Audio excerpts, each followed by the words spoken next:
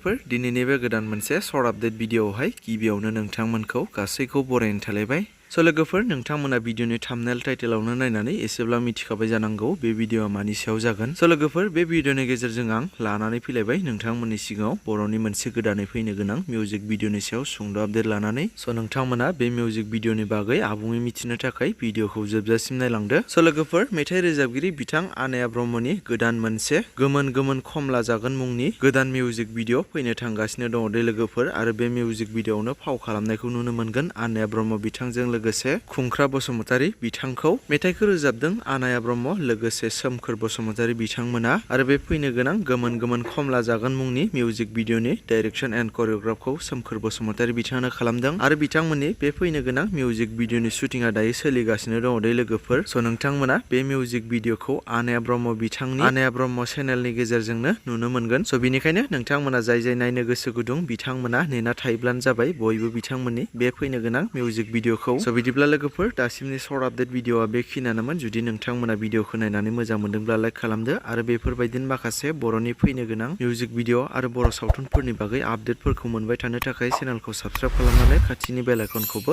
अल press खालामना लायोब्लानो जाबाय।